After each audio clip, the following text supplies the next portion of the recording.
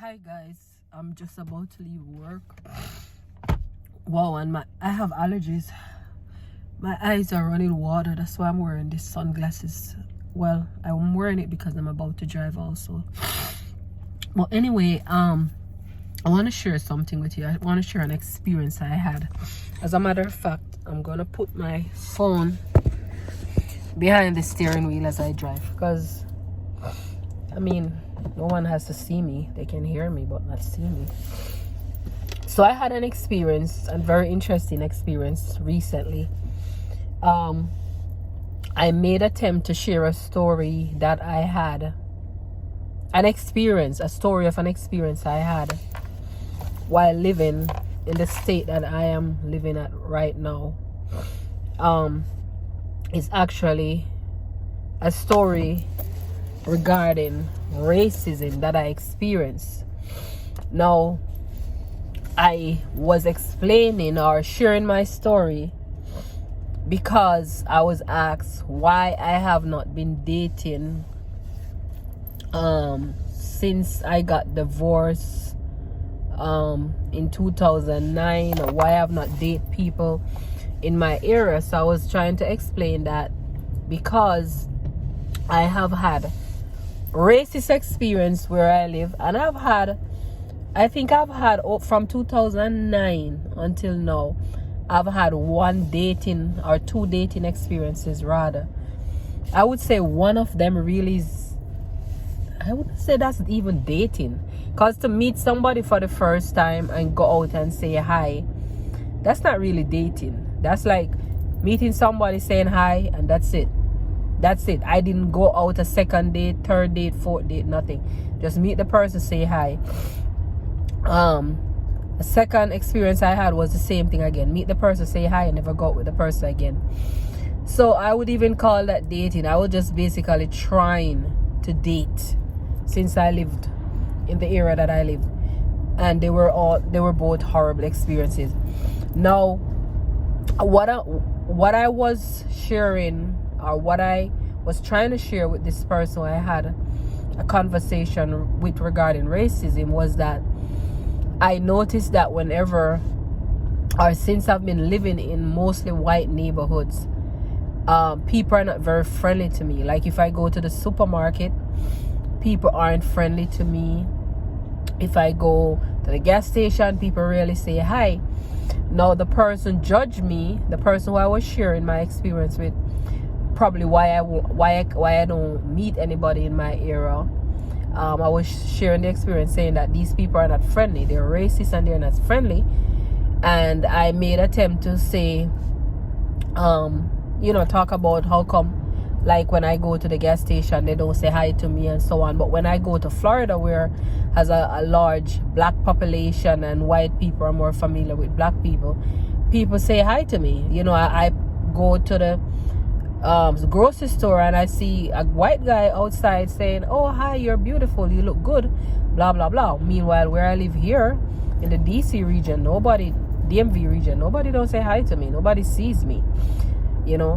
The guy actually who I was sharing the story with made attempt. Well, he didn't even made attempt. He did it. He said maybe it's because of my appearance or attire, something of that effect, why people don't say hi to me. People don't say hi to me because of the way I look. I was like, wait, I don't get a date and people don't date me because of the way I look? What that's supposed to mean? Is that supposed to mean say me look horrible, me look like a criminal? What it mean? Me don't know exactly what it mean, to be honest.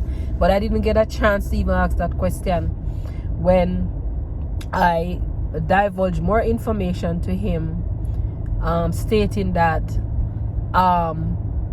when my son was younger and I took him to the playground, they asked me if I'm the nanny. They were like, "You're such a great nanny," and I was like, "That's my son." And they were like, "No, I don't believe you, you're the nanny." All because my son is half white and he looks more white than black. They thought that I was the nanny and they insisted that I was the nanny. And when I expressed that information to the guy again, the person basically told me that it's because of my appearance. It's me. So I'm the reason why people racist against me. I'm the reason why people judge me wrongfully, according to him, because he says that he lives in a white neighborhood also, and nobody don't racist against him. Now, that fallacy argument is hilarious to me, and it's hilarious to me for more than one reason. Because for one, when I try to explain myself, or I try to, talk and have a conversation, this guy was like, nope, he don't want to hear it. He even admit that he's a narcissist, and he don't want to hear nobody else's opinion other than his. So I was like, okay, I guess we're not having a conversation about this then. He hold what him hold. He don't want to learn anything more in life. He don't want to improve his communication technique, nothing. He knows it all. So I was like, to heck with him, I'm done even trying to explain myself. But the reason why I'm talking about this though, it's because when he pointed out that it was my fault, a person racist, or a person who called me nigger in the past, was my fault. A person who told me that my baby is not mine, I'm the nanny, it was my fault, because it was the way how I look, it was the way how I dressed. I find it rather disturbing, because this is exactly what they tell rape victim all the time. They tell rape victim that, you know what, you got raped and it's your fault. You shouldn't have worn that shorts and you would not have gotten raped, and it's the same narcissistic theory that this human being tried to impose upon me. It's your fault, this happened to you, your fault. No, people are not responsible for their emotions anymore. It seems like they're not responsible for their reaction. They're not responsible. Well, some people, I should say, are not responsible for their reaction. Some people are not responsible for their racist behavior or comments. Because guess what? So some of us are not, some of us are not worthy enough to be responsible for our actions, but only some of us are worthy enough to be responsible for our actions.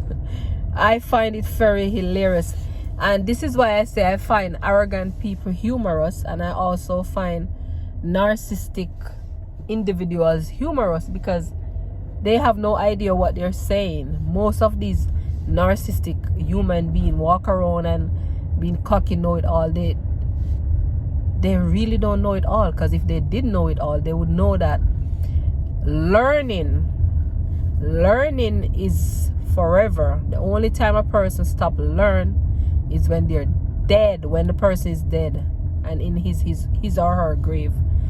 But narcissistic people don't know that, don't want to know that, and could care less about whatever information is out there that they could benefit from to improve themselves and to be better human beings. They don't want to be better human beings, because they're happy being a douchebag or being douchebags.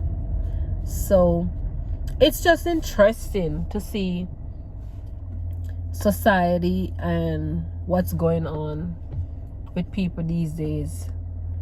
But all I want to say is that no one is in control of my thoughts. No one is in control of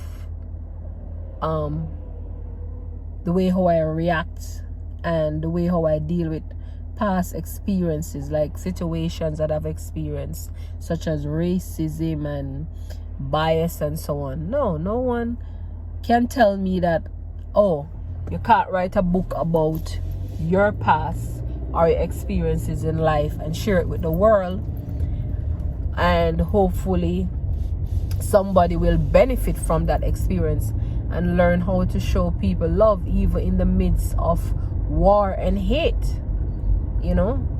So I am so grateful that I can deal with, or I have the ability to deal with people who are narcissistic or who come off as very arrogant. I am so blessed. I think I'm blessed to have the energy and the thought process to literally listen and try to process what they say and then deal with them in a way that they didn't expect, which is show them kindness and love and respect. Anyway, that's about it for this short video of 10 minutes and 35 seconds or 30 something. And I want to say, may everyone continue to be good, think positive, and always motivate yourself. Even if you feel down today, just try and think positive and encourage yourself to be a better person and to do good and to excel in whatever you're working on, whether it's personal life, your personal goals, yourself, losing weight like me, I'm trying to lose weight, anything, you'll be okay. Anyway, all the best. Take care. Bye.